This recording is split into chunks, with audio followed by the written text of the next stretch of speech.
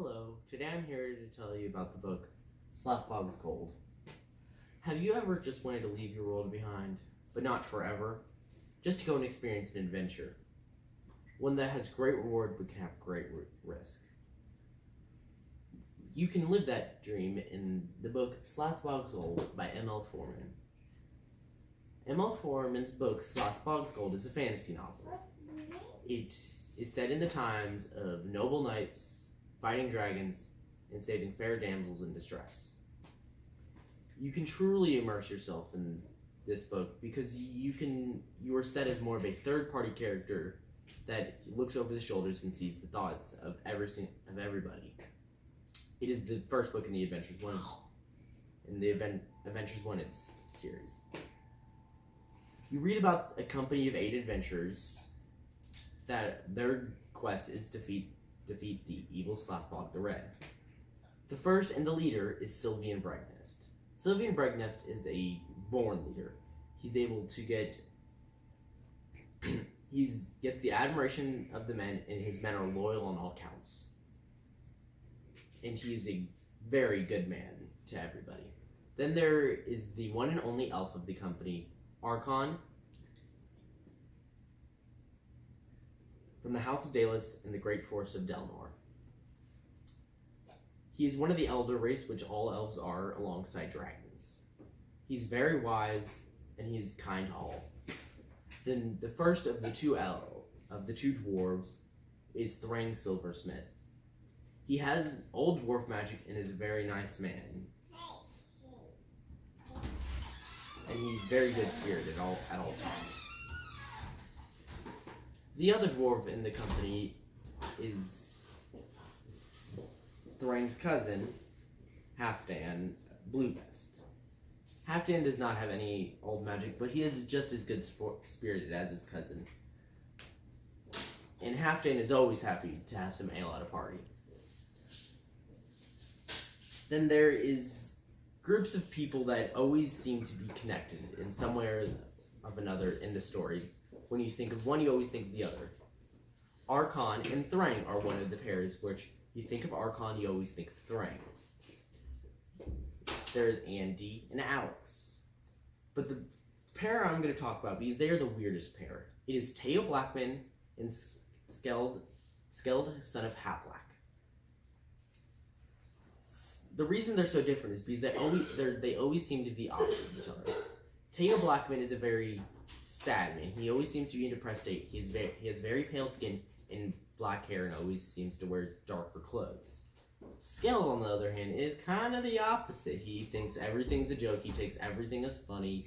He has blonde hair and he's a much tanner man and wears brown tunic. So if you see them together, you wouldn't think of them as friends. But they are. And then the final pair, Alex and Andy. They're both newer adventurers. Anders Goodseed, also known as Andy, this is his second adventure. His first one wasn't a very big adventure because going after Slothbog the Red is every adventurer's dream. Andy's a very good-spirited, and him and Alex are still trying to learn the ropes of the lands. But in all, Andy's a good friend to Alex. And then the one person you do see 90% of the story, and you do start the story with, is Alexander Taylor. Alex, this is his first adventure, and he's never truly believed in magic or any of the things that are true in this world. He doesn't get at first what all the world's about. But he is trying to learn, and he does get many accomplishments along the way. He does pick up a magical sword, which you can see in my visual representation. It's an elven sword. It is a magical sword. And you learn about that, and he has to learn about that through the story. The plot of the story is it starts out with Alex walking along a very busy street, but then it's empty because when he looks into Mr. Clutter's bookstore, instead of normal dusty piles of books, he sees a sign, and it says, "Adventurers Wanted."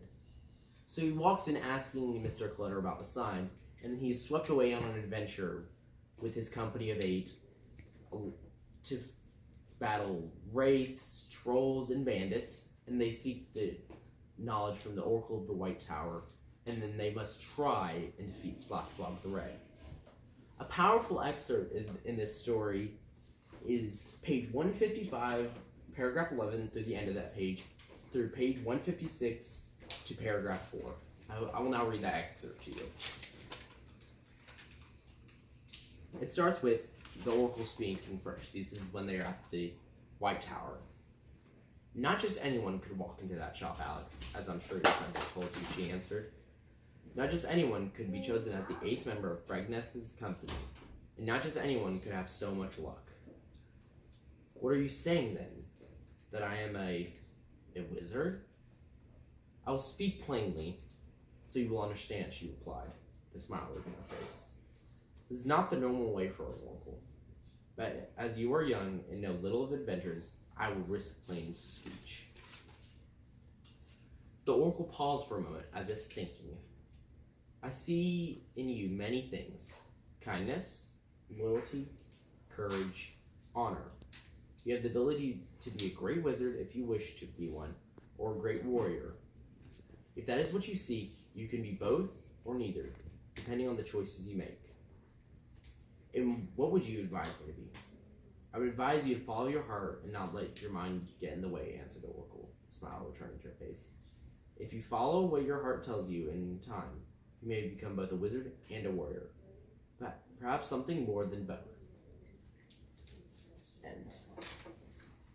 It's a powerful quote. I believe it's a powerful excerpt because it's Andy's first recognition of everything in this world is real, magic is real, and him finding himself in the story. Because when he begins, he doesn't believe he can do many things, but this is him recognizing he can do stuff. In final, if you want to leave your world behind, even for a little bit, I would recommend you immersing yourself in ML Foreman's Slothbog Gold. Thank you. This has been Slothbog's Gold by ML Foreman.